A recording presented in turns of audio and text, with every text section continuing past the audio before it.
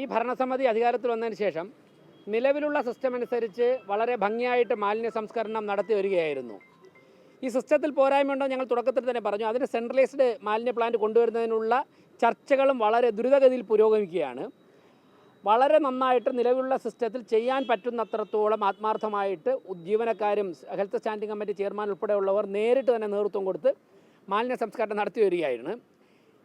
ഈ സാഹചര്യത്തിൽ ഭരണസമിതിക്കെതിരെ മറ്റൊരു കുറ്റവും കണ്ടുപിടിക്കാൻ സാധിക്കാത്തത് കൊണ്ട് തന്നെ ചില മാലിന്യ മാഫിയകളെ ചിലർ പിന്തുണ കൊടുക്കുന്നുണ്ട്. മാലിന്യ മാഫിയകളെ രംഗത്തിറക്കിയിട്ട് നമുക്കറിയാം, മുൻകാലങ്ങളിൽ അനധികൃതമായി മാലിന്യം ശേഖരിക്കുന്ന, വലിയ പണം വാങ്ങിക്കൊണ്ട് ആശുപത്രികളിൽ നിന്നും അതോടൊപ്പം തന്നെ ഹോട്ടലുകളിൽ നിന്നും മാലിന്യം ശേഖരിക്കുന്ന ചില സംഘങ്ങൾ തിരുവനന്തപുരം നഗരത്തിൽ സജീവമായിരുന്നു. വളരെ ശക്തമായ ഇടപെടലോടെ ഭരണസമിതിക്ക് നേതൃത്വം കൊടുക്കുന്നവർ തന്നെ നേരിട്ട് രംഗത്തിറങ്ങി ഇടപെടലോടെ ഈ മാഫിയകളെയൊക്കെ തന്നെ തൽക്കാലം ഒന്ന് അടക്കി നിർത്താൻ സാധിച്ചെങ്കിലും ഇവ വീണ്ടും ആയുധങ്ങളോടെ, മാരകായുധങ്ങൾ ഉൾപ്പെടെ എടുത്തുകൊണ്ട് രംഗത്തിറക്കിയിരിക്കുകയാണ്. ഇന്നലെ കോർപ്പറേഷൻ ജീവനക്കാർ എല്ലാ ദിവസവും നിൽക്കുന്നത് പോലെ ഈ പ്രദേശങ്ങളിൽ സ്ക്വാഡ് ഉണ്ടായിരുന്നു.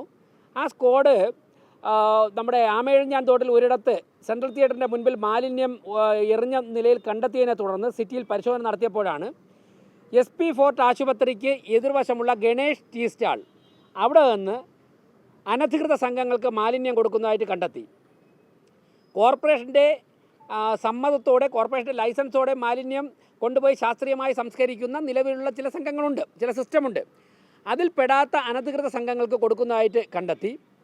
അവരെ തടയാൻ വേണ്ടി ശ്രമിച്ചപ്പോഴാണ് കോർപ്പറേഷൻ ജീവനക്കാരനായിട്ടുള്ള സുരേഷിനെ ഉൾപ്പെടെ വെളുപ്പിന് 4 മണിക്ക് ഓട്ടോറിക്ഷയിൽ ഇടിച്ചിടുവാനും കൊലപ്പെടുത്തുവാനുള്ള പരിശ്രമം നടത്തിയത്. സമാനമായിട്ട് 2025 സംഭവമുണ്ടായി. അതിൽ ഒരു ജീവനക്കാരൻ്റെ തലയ്ക്ക് വടിവാൾ ഉപയോഗിച്ച് വെട്ടിയിരുന്നു.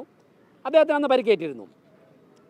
ഒരു 2 ആഴ്ച മുമ്പ് ആണ് ആക്കുളം ഭാഗത്ത് ഒരു ലോറിയിൽ പൗൾട്രി ഫാമിൽ നിന്നുള്ള വേസ്റ്റ് കൊണ്ടുവന്ന് തള്ളാൻ പോയത് അവിടുത്തെ കൗൺസിലർ ഉൾപ്പെടെയുള്ളവർ തടയുകയും കടകംപള്ളി വാർഡ് കൗൺസിൽ ഉൾപ്പെടെയുള്ളവർ കണ്ടുപിടിക്കുകയും ഞങ്ങളൊക്കെ നേരിട്ടെത്തി ആ ലോറി കസ്റ്റഡിയിലെടുത്തിട്ടുണ്ട്. ലോറി നിയമ നടപടികൾ വിധേയമാക്കി ഇപ്പോൾ കോർപ്പറേഷൻ പ്രിമിസസിലുണ്ട്. ഒരാഴ്ച മുമ്പ് ഒരു ഓട്ടോറിക്ഷയെ, മാലിന്യവുമായി വന്ന ഒരു ഓട്ടോറിക്ഷയെ 2 വനിതാ ജീവനക്കാർ ഉൾപ്പെടെയുള്ളവർ അതിനെ കസ്റ്റഡിയിലെടുത്ത് ഞങ്ങളുടെ ഗ്യാരേജിൽ കൊണ്ടുപോയിട്ട് നോക്കിയപ്പോഴേക്കും ആ ഓട്ടോറിക്ഷയ്ക്കകത്ത് വടിവാളും അതുപോലെ തന്നെ കമ്പിപ്പാരയും ഒക്കെ ഉണ്ട്. അപ്പോൾ വടിവാളും കമ്പിപ്പാരയും ഉൾപ്പെടെയുള്ള മാരകായുധങ്ങളുമായിട്ടുള്ള സംഘങ്ങളാണ് ഈ അനധികൃത മാഫിയകളായി പണമുണ്ടാക്കാൻ വേണ്ടി നഗരത്തിൽ ഇറങ്ങിയിട്ടുള്ളത്. ഇത് ഒരുപാട് കാലങ്ങൾക്ക് മുമ്പേ ഉള്ള തിരുവനന്തപുരത്തെ കീഴ്വഴക്കമായിരുന്നു. ഈ ഭരണസമിതി അധികാരത്തിൽ വന്നിട്ട് വളരെ ശക്തമായ നടപടികളുമായി ഞങ്ങൾ മുന്നോട്ട് പോയപ്പോഴേക്കും ഒരു പരിധിവരെയൊക്കെ തന്നെ ഇവർ പിൻവലിഞ്ഞിരുന്നു. ഇതിൽ ഞങ്ങൾ ഈ ഭരണസമിതി വന്നിട്ട് കസ്റ്റഡിയിലെടുത്ത ഒരു വാഹനവും വിട്ടുകൊടുത്തിട്ടില്ല. അപ്പോൾ ശക്തമായ നടപടികൾ സ്വീകരിച്ചു വരുന്നതിനാൽ വീണ്ടും ഈ സംഘങ്ങൾ സജീവമാവുകയാണ്.